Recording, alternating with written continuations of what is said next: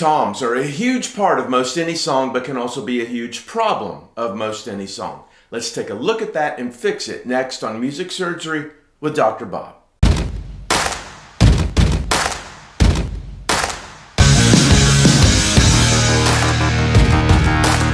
Let's listen to a modern day tom sound. I see what you did there. A tom cat. Please roll the footage. Colonel Jessup, did you order the code red? And now Tom Cruise. Very funny, Sumner. Could you please roll the footage? It's obvious to hear that drum manufacturers are now making toms with overall warmer tones and sustain for days. But is this a good thing? Remember that toms have to play nicely with every other element in a track, especially with all their other low-end counterparts. Let's take a look.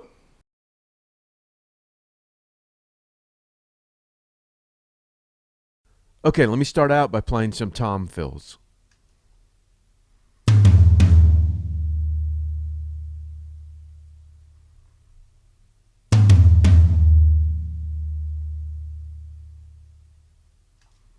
Okay, not too bad. Toms sound pretty good. Now, let me put the bass in with the toms.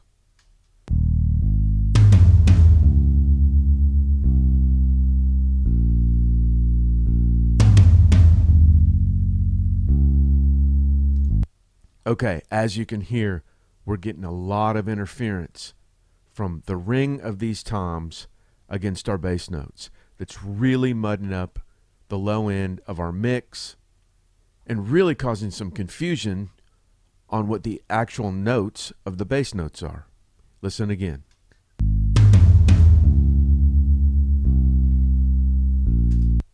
So let me go to this first tom. Okay, from about here on, we don't need any of that in a mix. That is going to cloud up everything. So let me cut this.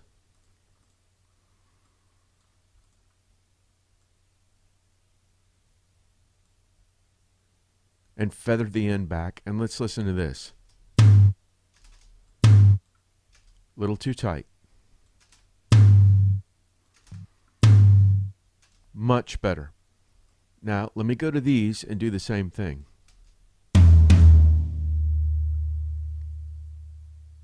Listen how long that tail is that's going to compete with these bass notes. Let's do the same thing.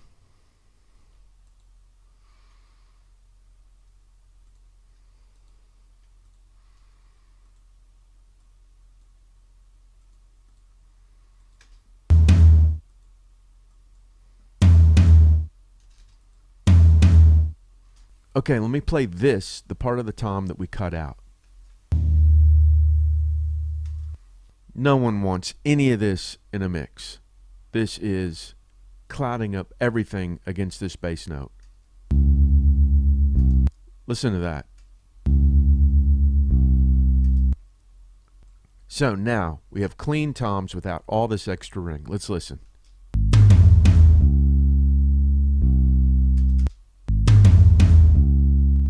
So now, let's put some verb on these toms to extend them out a little bit. I've just got the 6K big vocal plate, Stephen Slate, just a little bit like we normally would in a mix on toms. And now let's listen to this.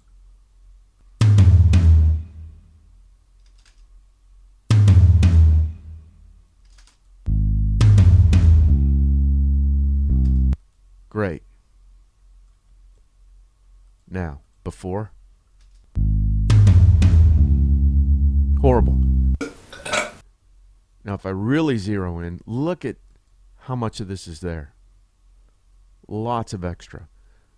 Now, I know some guys use gates to do this, but I feel like if I can go in and zero in every tom hit, I know exactly what I'm getting, because sometimes gates open and close with a mind of their own. So I'm going to do this to every fill in the song and then bounce it to a stereo pair. I'll be right back. Okay, I've bounced it to a stereo pair. I've added a little bit of top here, and let's play the track and see what we get.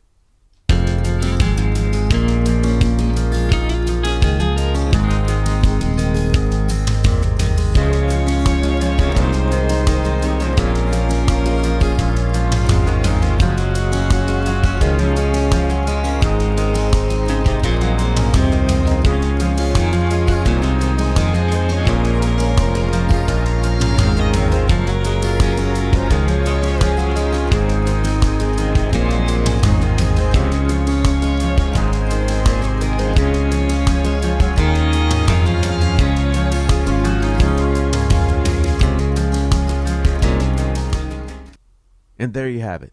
Clean, warm toms with a little bit of ambience and no more rumble from hell. Doctors, as you well know, are privileged and wealthy, and I need you to subscribe and ring the bell to keep me in that lifestyle that my wife, my kids, my ex-wives, and my girlfriend are all accustomed to. Thanks, and thanks for watching Music Surgery with Dr. Bob. So, don't be afraid to take away all that tom sustain that muddies up your track and confuses your low end. Also, all you drummers, programmers, and engineers, it's not always on the mixer to make this right.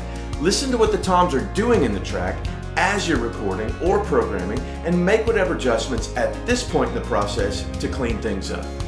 And don't be afraid to dampen up a bit with moon gels or tape. It'll help you not have to fight things later.